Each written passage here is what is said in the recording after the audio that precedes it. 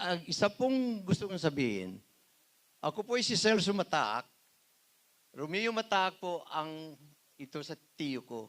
Dito po sa Pilipinas, hindi pwedeng maglagay ng pangalan kung buhay pa. Kaya ni-research namin, totoo pala. Kaya hindi pwedeng maglagay ng Celso Mataak, buhay pa ako eh. Hopefully, buhay pa hanggang matagal. Kaya Romeo Mataak po ang pangalan nito. Ito po ay kumpleto. May 12 computer ito. Merong 4 or 5 smart TV, 55 inches. Meron po itong mga microscope na pwedeng i-project sa mga klase. Kaya this is a very, very brand new Salamat po. Congressman Ray Salvacion, Governor Melgo, kagabi po si Governor Melgo ay tumawag sa akin, hindi raw siya makakapunta. Talagang pupunta siya, pero nasa Malacanang siya. Kaya nag-ano siya. Mayor Army Carion, OIC Schools Division Superintendent Dr. Lynn Mendoza, government officials, nandito si Vice Mayor, sila po, fast-track po nila ang pagpatapos nito. Sila po, kung wala pong kanilang blessing, kung walang permit, hindi po magagawa ito. Kaya maraming salamat sa local government natin. Napakabilis po. Unang bayan ng Pukoy na si Rubin Moro at mga other barangay officials. All of you have in one way or another helped us in this special project. Today marks a significant milestone in our dream to serve the students of Pukoy in other nearby barangays.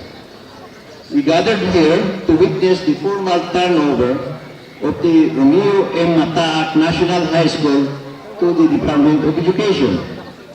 This project is not merely concrete and steel.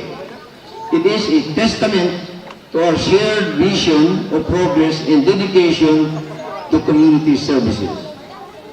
The completion of this school building is a testament to our dedication to providing a quality, conducive learning environment for our students. We do not want them to endure our hardships. During the early days when we had to walk from here, walang road, papunta sa high school. We have to walk every morning, every night. Ang payong namin ay dahon ng saging, dahon ng gabi, takabakya. Napakahirap. Pag baha po, ay naghahanap kami ng matutulugan sa Tampos. Mabuti naman po ang mga taga-Tampos ay napakabait sa amin. Sila po ang, sabi, Tutoy, dito na kayo matulog ba kayo malunod? Magpapasalamat po ako sa kanilang lahat.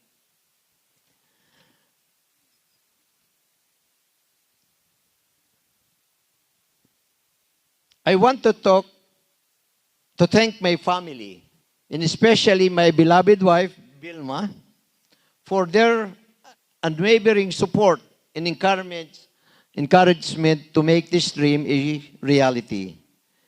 Thank you also to our very talented and efficient builder, Engineer Myla Adriano of Clean Makers Construction for making this project a reality in just 5 months. Myra, can you? Okay, thank you. Si Myla po, si Engineer Adriano, siya po ang gumagawa ng lahat ng project naming school sa buong Pilipinas. Ngayon po, 4 ang kanyang project sa Davao, sa Bataan, sa kung saan. Talagang very efficient po at very cost effective. Kaya kung kayo'y balak magpagawa, siya po ang taga Bicol po siya, but parang Marinduquin na raw siya. Sabi niya, baka hindi na siya umalis dito. Ang kanya pong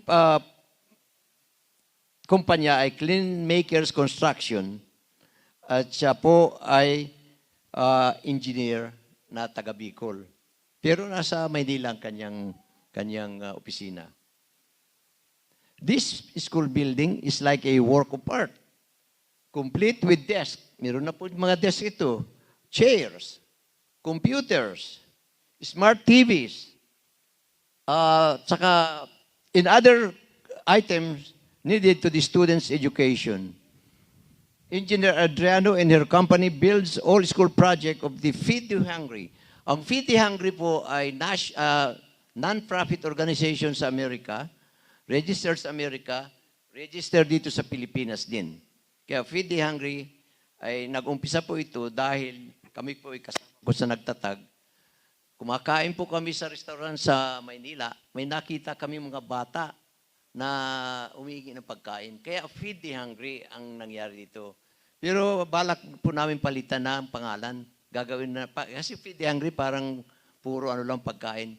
Hindi naman pagkain lang, pag may disaster, kasama po kami. Medical mission.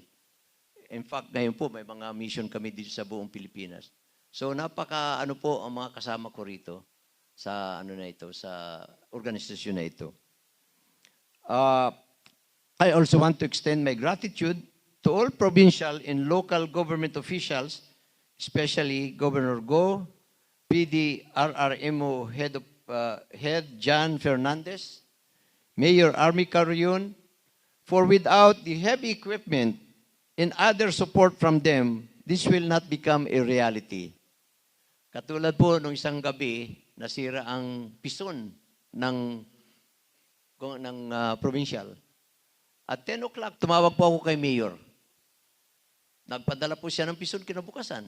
Ganyan po kabilis ang action dito ng ating mga local official. They are dedicated na mag-serve sa atin. Kaya maraming salamat po sa inyong lahat na tumulong sa amin.